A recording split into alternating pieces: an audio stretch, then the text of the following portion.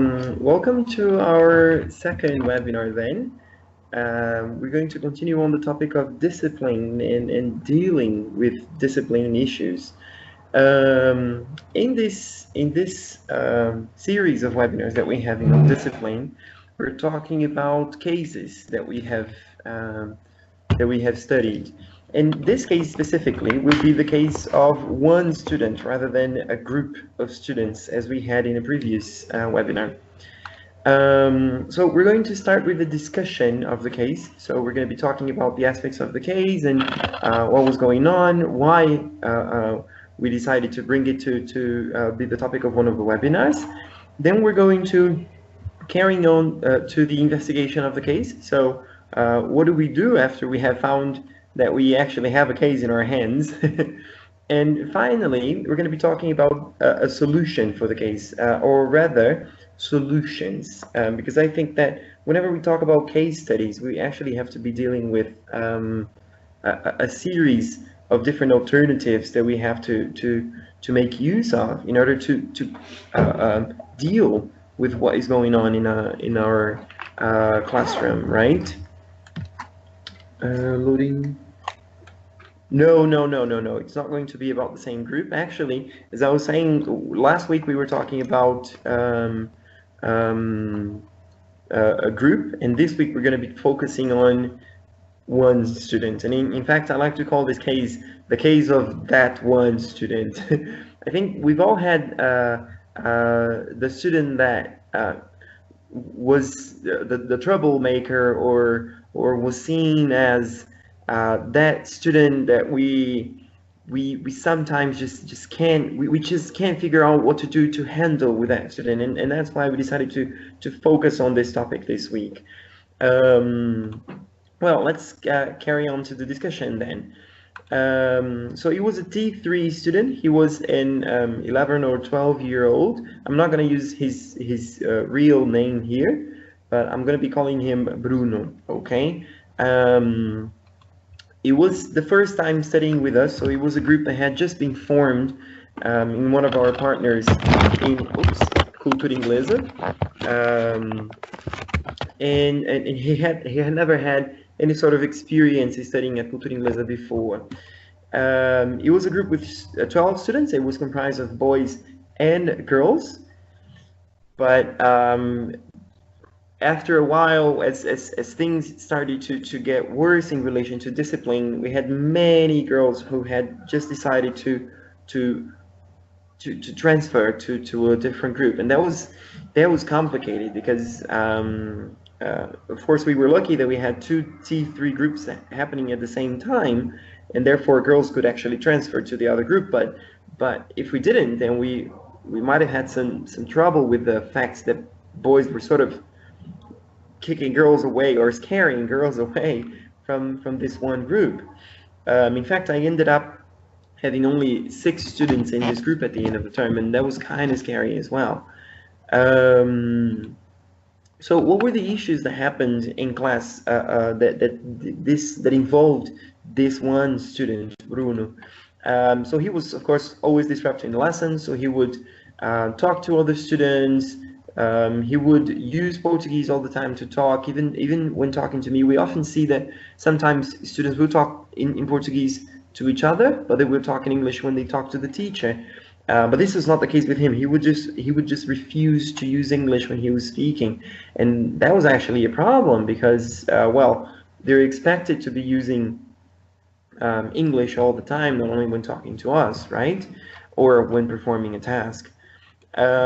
He would often be late, so even though he would leave school at around, I don't know, 5 or 10 minutes before our lesson started in the same building, he would often be late, even though other people who even studied with him in the same classroom were also were not late. So this was something that caught my attention. And finally, I think one of the issue that was most important here to tackle is that he sometimes would hurt and offend others. So he would make jokes that were extremely inappropriate, and he would often play in a way that would involve either punching his classmates or slapping them, or sometimes pushing them, and that became a very serious case that we had to deal with. Just before we move on, Gustavo, I would like to invite you, since you're the only one participating so far. Would you like to turn your microphone on, and then maybe we could actually have a chat rather than be me speaking and you typing? How do you feel comfortable to do that?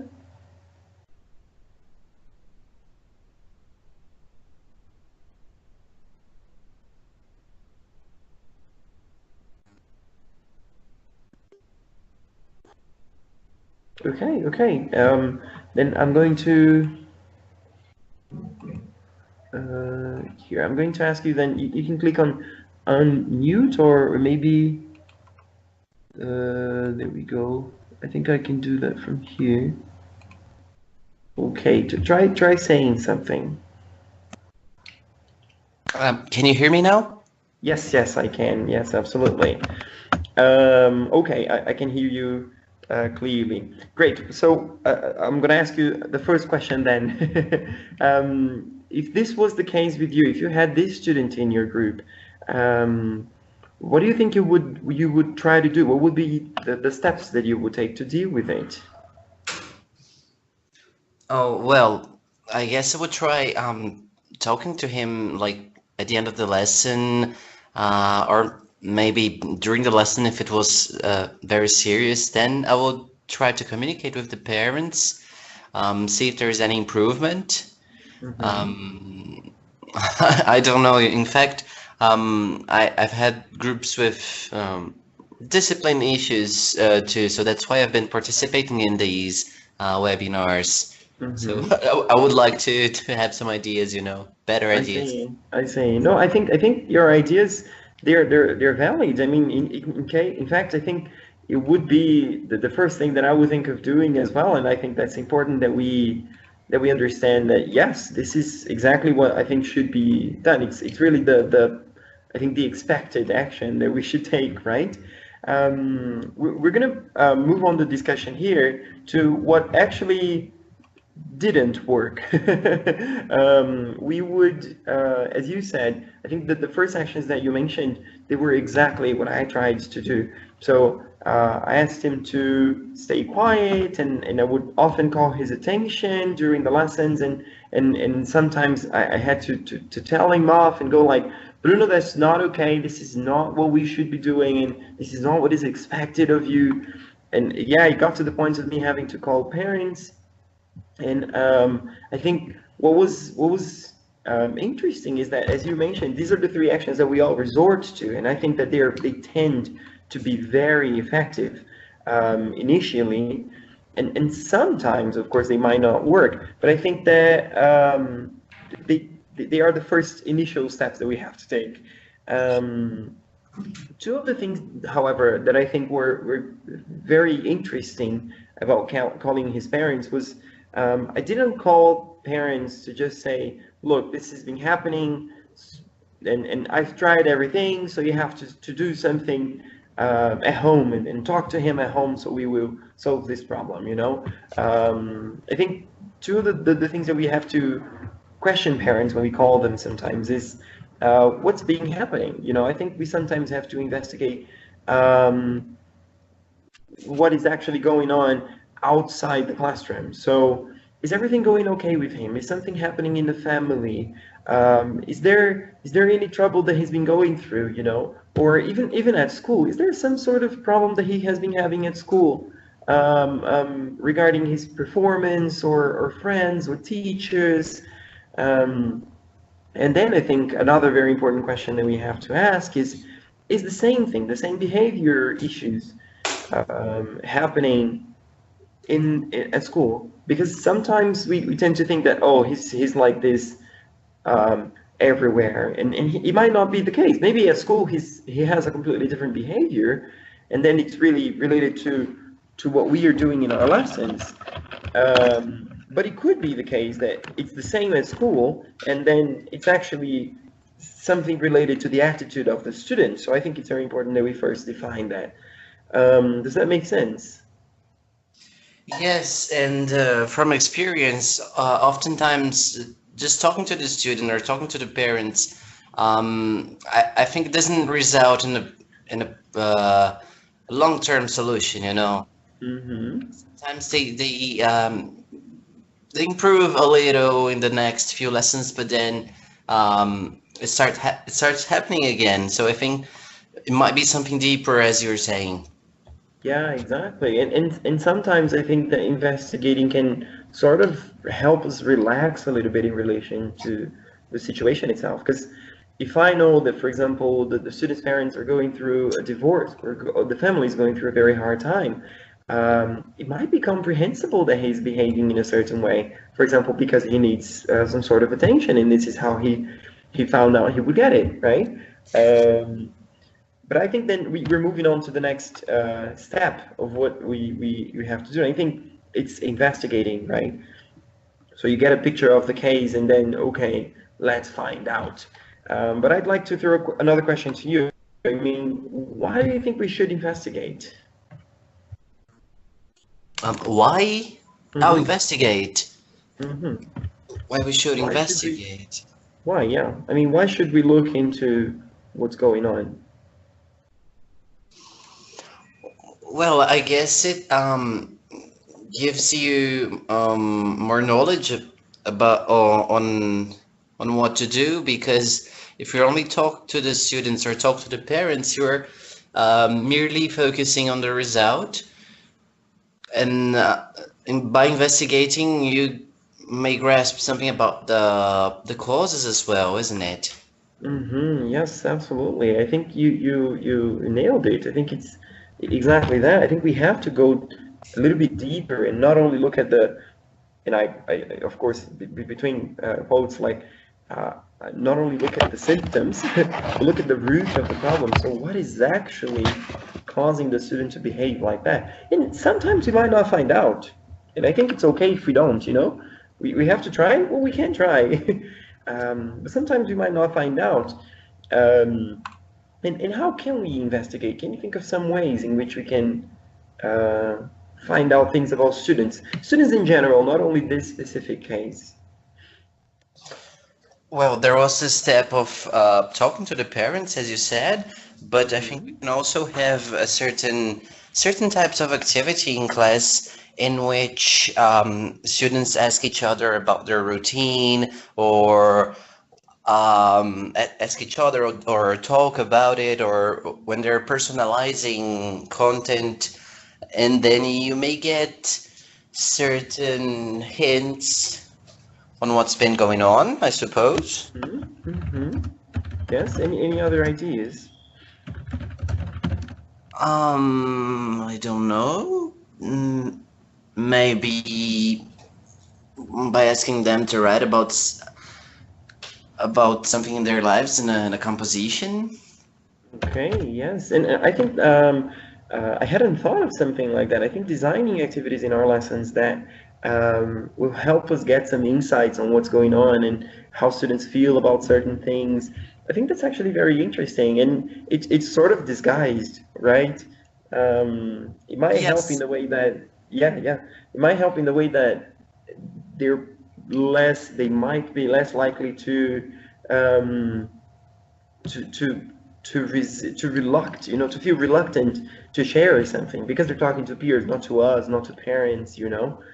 Um, Well, the and thing maybe. is, if Mhm. the issue is discipline, perhaps this certain student might not be cooperative, so it might not work. But Mhm. I think it's a resource, maybe.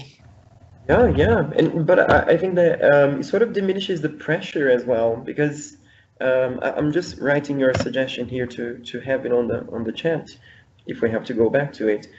I think it also helps in the sense of diminishing the pressure.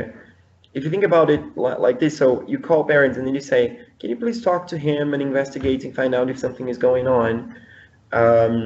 Maybe the fact the parents decide to talk to him about it, and depending on how parents decide to talk to him about it, it might cause the idea that, oh my God, so So something's going wrong, and the teacher told my parents, and he shouldn't have, this kind of attitude.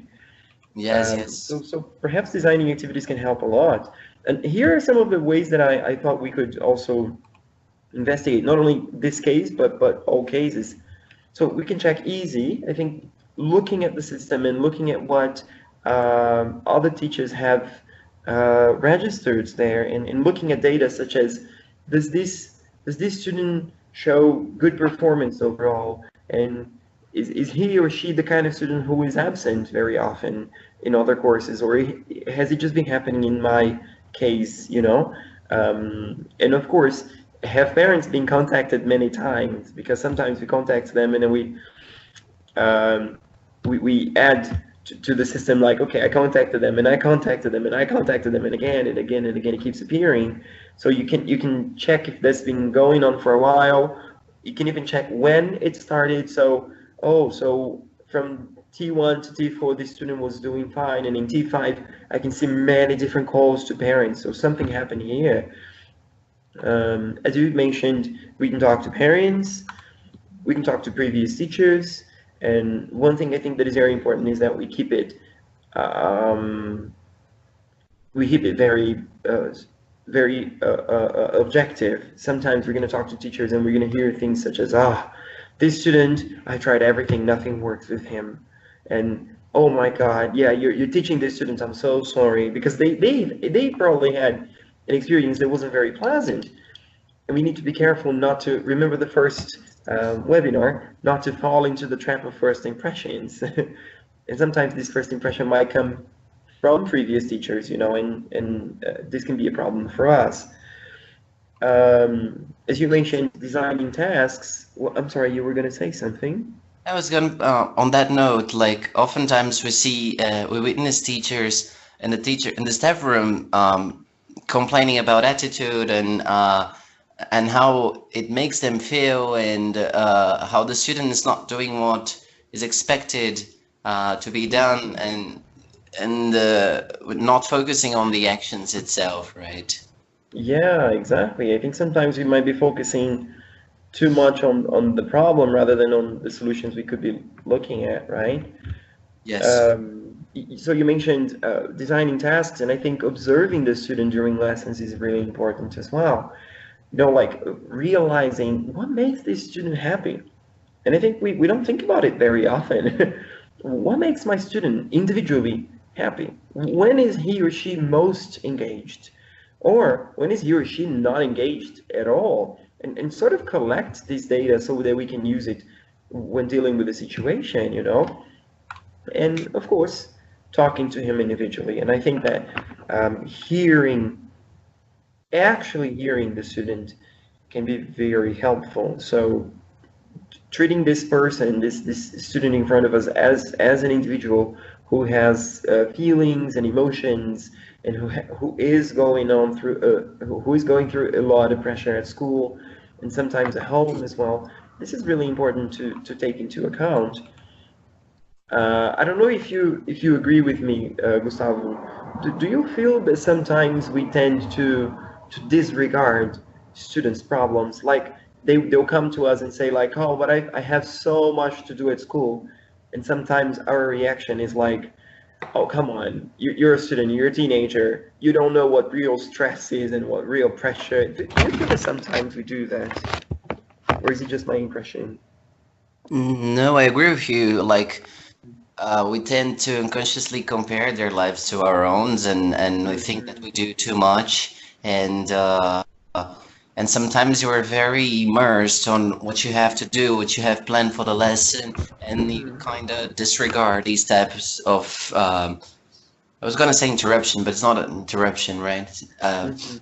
This kind of participation, right? Yeah, exactly. Yeah, I'm not sure. I think we would have to investigate that a little bit more deeply.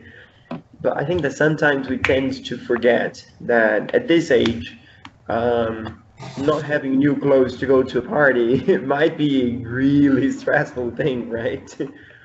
Um, but Yes, okay. exactly. Yeah.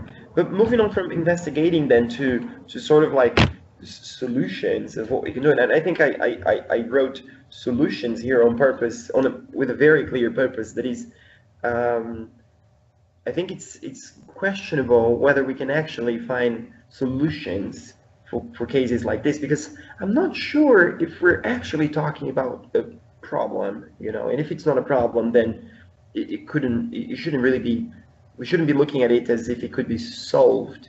I think we're looking at ways to dealing with a human being, with an individual who just might have different needs, and who has different opinions, and who's having an attitude that is just not expected from us. Um, and maybe I think that we can start looking at things in a different way, based on this notion that, okay, perhaps this is not a problem. This is just a situation that I have to deal with, and as any other situation, you have to use different approaches to deal with it.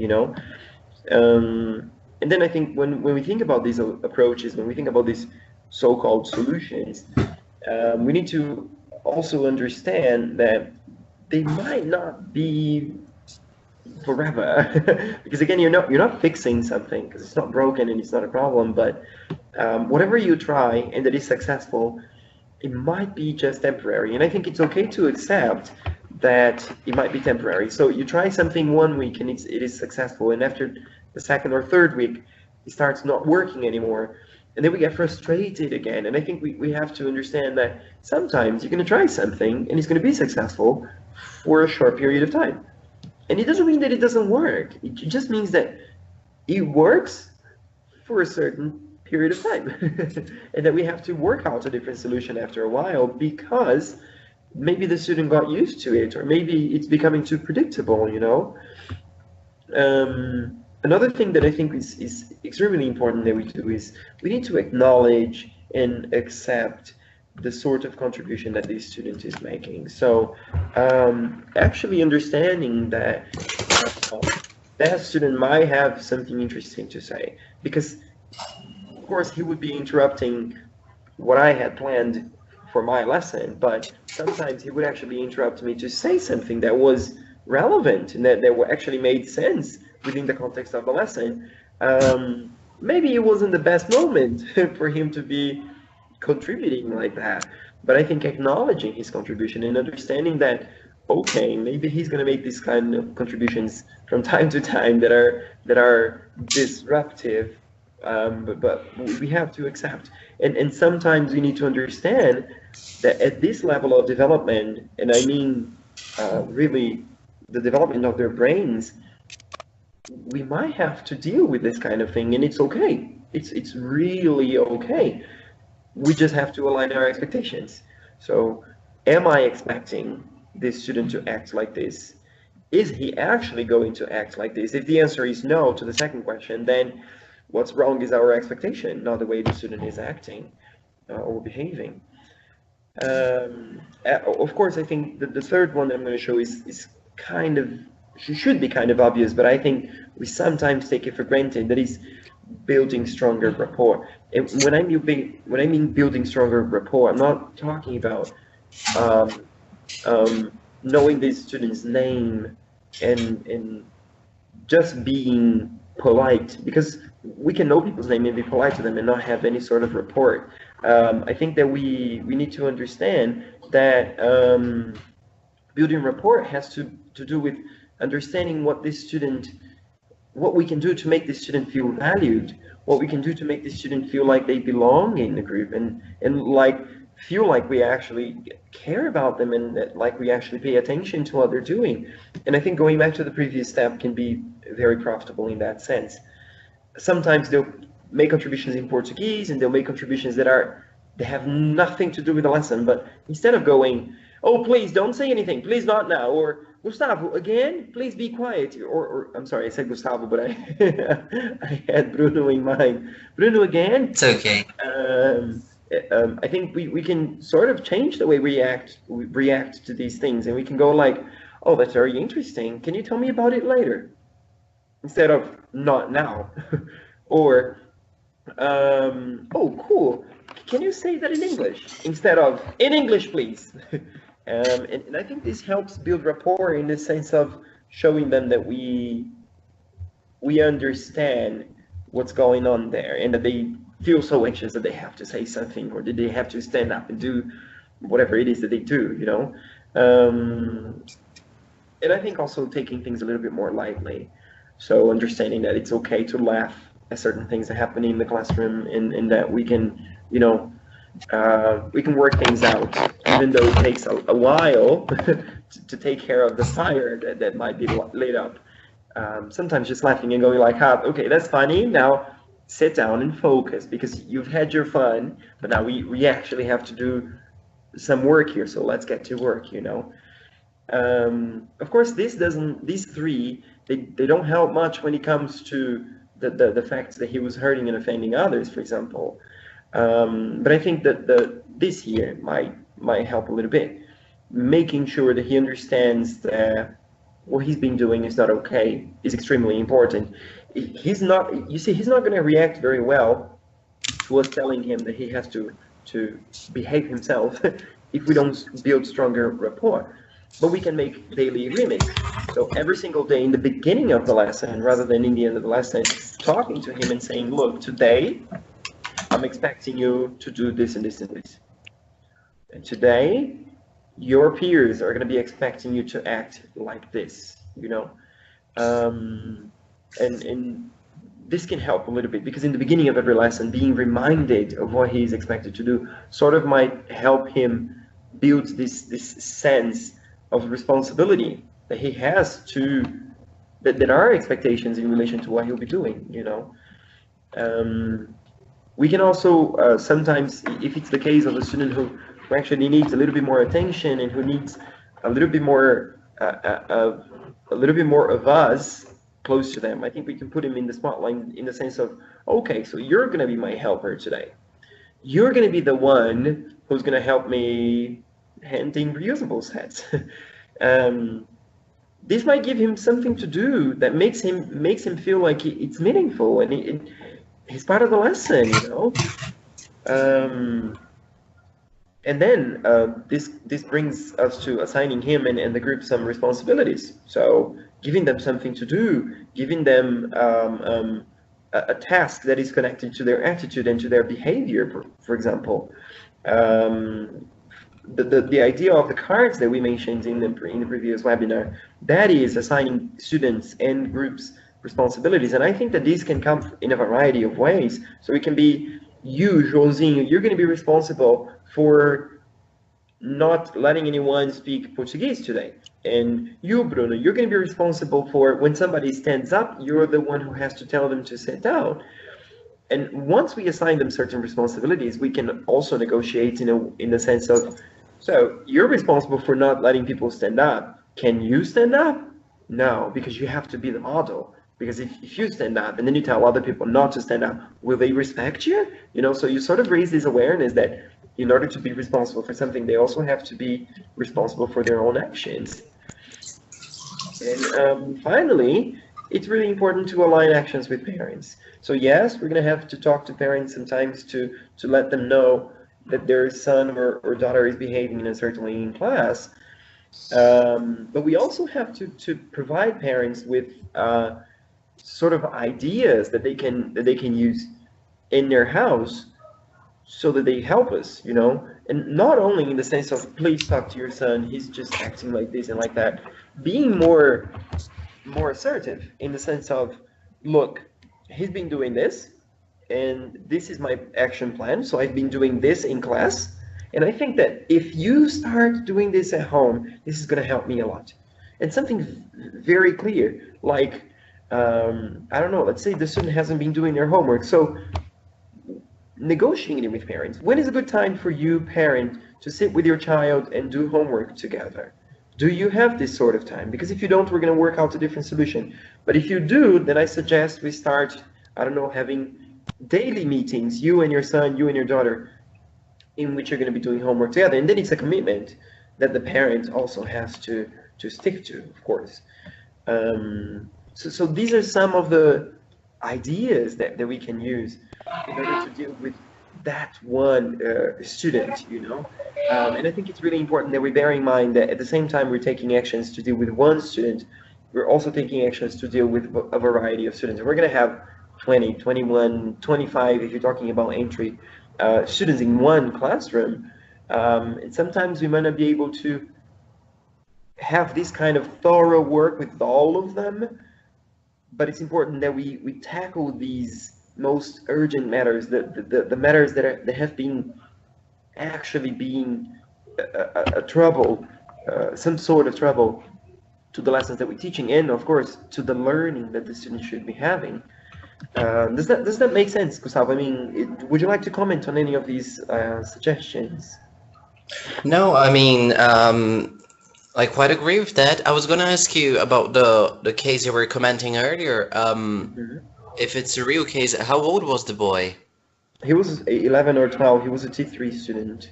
Okay. In this case, there was even a situation that was a horrible, very inappropriate, and very uncomfortable situation. He was blonde, and he's white with green or blue eyes. I can't recall right now.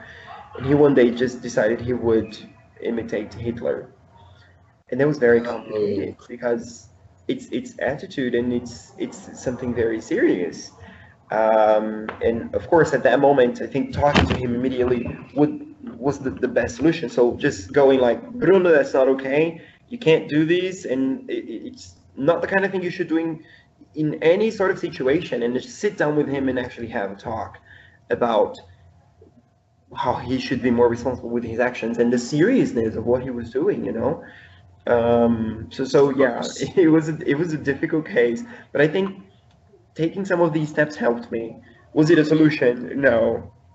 I Yes, still had a hard time. in moments like that, there are other students who might find it funny, and then things go Yes, out of control, and we never yes, know about their family's backgrounds. So absolutely. I thought you did the right thing, and I think about all of that you have been saying is that the difficult part is keeping self-control and I mean having all these attitudes as your second nature, because sometimes we get overwhelmed with stress and indiscipline, and we're pressed for time and things like that. But it all makes sense. We have to be like Zen masters, and And remember all again, that. it's okay. It's okay to feel stressed, and it's okay to feel overwhelmed. I think we've all been there. But the key aspect, as you mentioned, is we are the emotionally intelligent beings in the classroom. We are the adults. We are the ones who have our prefrontal cortex fully developed. So we have to act accordingly. And sometimes we might get carried away because of stress and because we feel personally annoyed with something. And I think we need to take a step back and look at it from a very professional perspective. And remember, of course, can't teenagers have bad days? I mean, we have bad days. We have days in which we just don't want to talk to anyone, and we just don't want to, go through any annoyance because we're gonna feel stressed, and we might react in an angry manner. Don't students get to have days like that as well? I think they do, and we should remind ourselves of that. For I sure, think yes. we've done the following step that I was going to suggest, which was revisiting the case. So looking at the aspects that made me bring this specific case to the table. That is, a student who will often disrupt the lesson and use Portuguese and be late very often and hurt and sometimes offend others. And also in this case with him, he was the one who would light up the classroom oftentimes. So how can we deal with this specific student? And I think we've covered a few ideas. As we mentioned, the idea here would be to have a discussion of the case and then learn how we can investigate it. And rather than talking about a solution, talk about solutions, so different ways that we can approach the situation. Do you have any question or anything that you would like to comment on, Gustavo? I don't think so. I think we're all right. Okay, okay then. Then thank you very much for your participation. Thanks for your contributions as well. I think they were very, very relevant, and we had a very profitable discussion. You can always rewatch this webinar with a special participation from Gustavo also. Okay. And keep up. Next week, we're going to be talking about different cases, and we're going to be covering differentiating in cultura in groups. So thank you very much. I expect to see you there. Okay, thank you, Juan. See you then. See you. Bye bye, Gustavo. Bye bye.